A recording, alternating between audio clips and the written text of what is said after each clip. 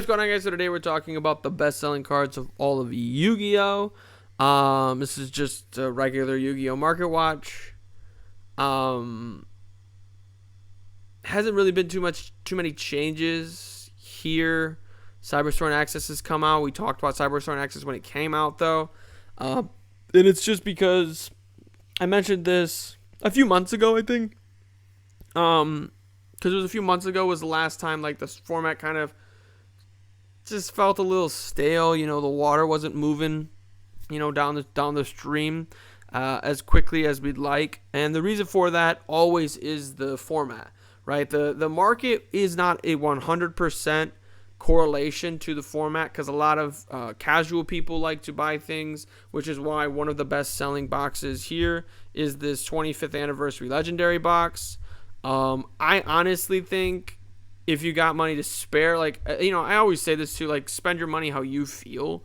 Don't let somebody on the internet tell you how to spend your money. It's your money. You earned it, so you spend it how you feel. You want to buy 1,000 of these boxes, buy 1,000. You want to buy zero, buy zero. I just think that this could very easily be worth $50 in a year or two.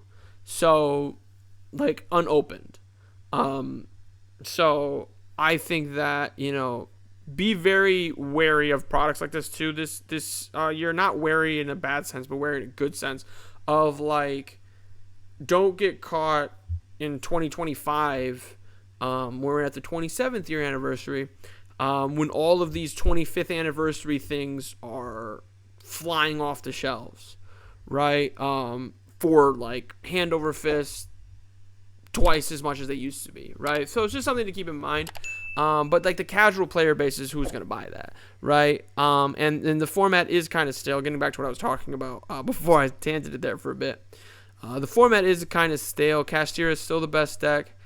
Pearly and Super Heavy Samurai have impacted the format, but they've kind of joined the group of Sprite, Runic, Nateria, Mathmech, Cybers, whatever dot deck that is, right? They've kind of done that, and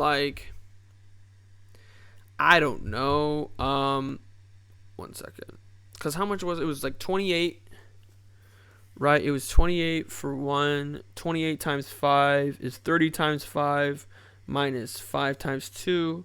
30 times 5 is 150 minus 10 is 140. So this is saving you $2, I guess it's an easy way to buy in bulk. It does save you money a little bit. Cause I think it ends up being $27 a box instead. Not even, it's $27.50. But we'll see. Barons are still up in price. That's crazy. Where are we at? Is this the Maze of Memories one? Is the Maze of Memory one more expensive now? 46. No, okay. 46, still about $50 on Barons. Baron could get hit though. Just keep that in mind. It's not out of the realm of possibility for Konami to hit this card. I don't know when a ban list is coming though, so don't let the ban list dictate whether or not you would buy that card. Regulus is 50. Visa Starfrost. If this card is in your hand, you can target one monster you control. I've read this card before, but I just when this card destroys an opponent's monster by battle, you can target one monster you control with a different type of attribute. Destroy and special on this card. I just don't know why this card is so expensive. Scareclaw card? 60 cards, Scareclaw. So it is a Scareclaw card? Okay, sure. Scareclaw is tier 2, but I guess. Is this card calming down? This card kind of, no. I mean, it's really good against this deck. It's really good against this deck. It's actually really good against this deck as well, right? So it does kind of make sense that this card is so good. You can take a risk on mod plays, even though I think it's more expensive. It's 40. But like I said, format's kind of stale. Pot of Prosperity's been hanging out for a while. This is kind of interesting, actually. That's why I wanted to take a look at it, because this card's usually 50. Now, if we take a look, both versions are low. Are people worried about it being banned? I don't think so. I think like Super Heavy Samurai, Pearly, and Kashtira are probably the best 3 decks. They all really need their extra deck, and it's just very interesting. I did want to make a video talking about whether or not the extra deck needs to be expanded, because a lot of decks I build feels like, oh man, I wish there was 16 or 15, 17 card extra deck. But if that happens, cards like Pot of Extravagance, Pot of Prosperity will go through the roof in value. So even if that doesn't happen, though, this is still a really good card. Being able to excavate, it could also be the lack of being able to draw. But both versions of Pot of Prosperity are down. But do keep in mind how we got here was the 2020 version. And I am sorting it by best selling. So for whatever reason, the 2020 Megatins version, probably because it's Prismatic Secret Rare. Yeah. The Prismatic Secret Rare is starting to catch up, right? And so I still think this is a better buy. Even though there's only 61 listings of the Blazing Vortex version, I honestly would pick up a playset just to have it. But you could honestly scroll to here. This person's selling 50 at 36.84. So you could go down here. Let's just say like buy. We'll just say like 10. For 360. We'll do the actual. We'll let the TCG player do the actual math. Because you could buy that 10 of them for $36, right? Which comes out to about 360 something. So it should be like 368. So about 370, right? And you could flip it and sell it for what it was worth a month ago, which was $45. So $10 on the cards. That's $100. So this feels like it's a relatively solid buy right now, but still, 340 is a lot of money, but that's how you make it. It takes money to make money, and this is like the lowest I think I've ever seen this card. Like even okay, so it has technically been lower when it first came out. Should have bought it. Should have bought the pre-sale, I guess. But this card got all the way up to about 60, near 60, knocking on the door of 60. And I think it'll come back. I do think it'll come back because at the end of the day, like, decks like Floowandereeze or even like Labyrinth, like, they're not gonna go away. Like, they're never gonna be like fantastically great and amazing. Like, not having access to your extra deck is never gonna be amazing. But a card like Pot of Prosperity or Pot of Extravagance, Eater of Millions, like, they're still gonna have decks that they work really, really well in. So it's just something to keep in mind. Zeus. Okay, so it used to be 24. Interesting. Alties are 60. I think, like, a format like this does kind of, or at least it should, make Konami and the TCG go, should we ban Zeus? Because Zeus is a great equalizer, like Exciton Knight. Let me go back down to Zeus. Like Exciton Knight. The difference is, like, Exciton Knight can realistically only be used twice. And not in the same turn. And, like, Zeus can be used a lot. And a lot of times the Pearly players are just slapping this guy down with, like, 8 materials. And so just activating Zeus 4 times in a turn is insane. Like 4 times in a duel is insane. Another thing too with Exciton Knight's like 1900 attack. Like, Zeus is 3k attack and defense. And you're like, why does attack and defense matter? Like, it's just like Exciton Knight can be outed by a Photon Thrasher. And, like, Zeus can't be outed. It's just like, it's little games. There's going to be game states where Exciton having 1900 and Zeus having 3k matters. So I'd be on the lookout. I wouldn't rush out and buy too many copies of Zeus, but it is still a really good card. Fenrir, if you could get Fenrir for under $20, I would do it. I will say this personally too, because I'm like hit or miss. I'm like, to be honest, like, if I tell you, oh, I'd love to buy this card, I would buy this card type thing, It's all circumstantial for me. Sometimes I do actually go and pull the trigger and buy the card. Sometimes I don't, just to keep it real. Doesn't make it a bad buy if I don't buy it. Doesn't make it a good buy if I do. It just is what it is. If this card, though, Scout's Honor, because I was a Boy Scout, if this card goes under $20, I'm going to buy it. Even if it's just one at $20. Like, this is insane. Like, I know it could get hit on the ban list. I know it probably will get hit on the ban list, but it's not, right? And my thing is, too, I've seen so many times where a card is supposed to get hit on the ban list and then doesn't and then goes to the moon, right? Vicious Arch thing, Astroloud, jeez. It's another Visa Starfrost card. Is this like a good archetype? Like this Visa's Starfrost? Scareclaw? Adventurer. I don't know. You guys let me know. Like, I don't know if these are good buys or not, because I've never seen these or a card like this in Top Cut. I guess this card has, okay.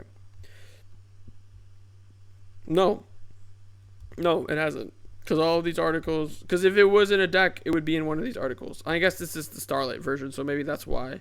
And I'm pretty sure the other Visas Starfrost was in a deck of some sort, right? I think it was like Adventurer Scareclaw from like a month ago.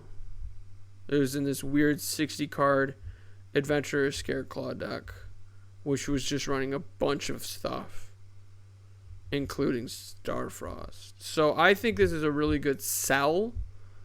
All it's waiting for is to get a reprint. I guess you could argue the collector's rare version, or unless it's Starlight Rare. I guess it's Starlight Rare, actually. Yeah. The Starlight Rare version has a different market because it is the Starlight Rare, but like this is just, it's not going up anytime soon. You can get light plays for 180. I guess 200. I don't think so, but you know, spend your money how you feel. And the same goes for this card, which is a Visa's Star Frost card. This was the card I wanted to talk about on the penny stock market watch, because I was told that because this card is really good against Pearly, that everybody's going to be running it. And I guess MathMech is running it. Is this the same deck? Nope. Just making sure, because it was the same weekend. Oh yeah, they're different prices. I think all versions of Santa Claus are still relatively high. That's crazy that there's from a speed duel deck. Twisted Nightmares. What is this? Actually, real quick, because this has always been the expensive speed duel deck. Yeah, $37. I'm not really quite sure why. I think like because Lava Golem is in it and Santa Claus. No idea. I mean, Nightmare Wheel, was that Nightmare Wheel? Nightmare Wheel is pretty good, and so is Zuma in speed duel format. That's all I got for you. I don't actually know why. It could be the skills too. I think the skills are okay. But that's crazy though. I mean, this is obviously boosting up the value of that deck box as well, or that structure deck thingy as well. But I don't know. I don't see. Listen, this is just going up in value. It's starting to plateau a little bit. A month ago, not a month ago. A month ago, it was still 15, right? When people started realizing they could play it in Pearly about a week ago, 2 weeks ago now, it hit 20, and it's still at 21. Like, it's gone up $1, like from 422 to 5.7, which is 2 weeks. Yeah, it went up $5, and then from 5.7 till now, which is 2 more weeks, it's gone up $1. So it is starting to flatline. A lot of these light plays and near mints are popping up. I think 1849 is kind of what it's being sold at. So it's actually going down then in value if the market price is 20 and it's sitting at 18.49. But we can check the advent calendar one. I wish they still did advent calendars. I would love a Yu-Gi-Oh advent calendar. This is the exact definition almost of plateauing. It's kind of going down a little bit, but this is just what always happens. It's honestly this is just what always happens. A card exists for however long. I get what advent calendar 2018, right? At a certain price. And then someone notices that in the OCG, this card is being ran and it goes up in value, and then it keeps getting ran and it goes up in value. And then since it's going up in value, more people are trying to get it until eventually it hits a peak. Or eventually, the reason why this card is being played in the OCG comes to the TCG, and then it starts to die. And I'm not trying to be a cynic, but there's another one that just came on the market for $14. This card is just going to continue to go down in price because at the end of the day, it's not that good of a card. It is a good card, but the fact that essentially what it's doing is what any kaiju would do makes it a really hard buy. Because you could just get this kaiju and it does the exact same thing. Now I understand that the kaiju has 3,300 attack and it has to be summoned in attack position, right? And that's the main reasoning behind Santa Claus. Is Santa Claus does not have to be summoned in attack position, and Santa Claus does not waste your normal summon, right? Like Lava Golem does or Fear Mode does, right? But at the end of the day, this is why you shouldn't play the FOMO game with the OCG, right? If it was here, and because I think Pearly's been out for a while, and you're Pearly might randomly get in unaffected by card effects that card has probably been around for a while. Let me see if we can figure out how long that card has been around.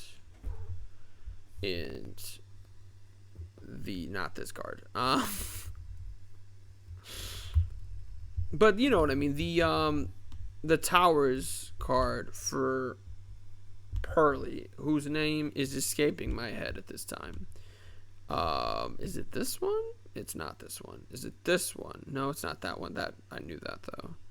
It's not this. It's not this. It's not that. Is it? No. This one. Noir.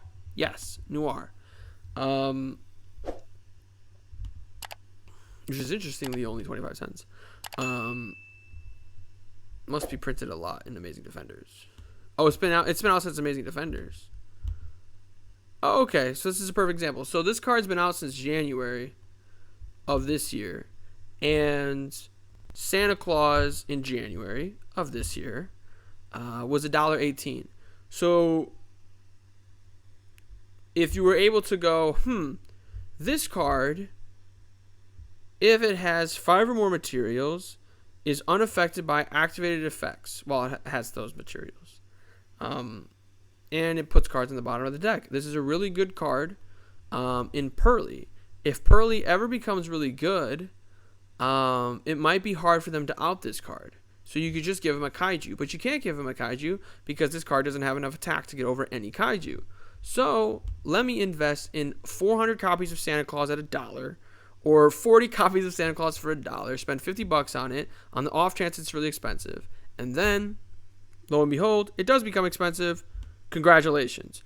But that's not where we're at. We're not back in January. We're not even back, 2 months ago in February. It has hit its peak and it is now going down.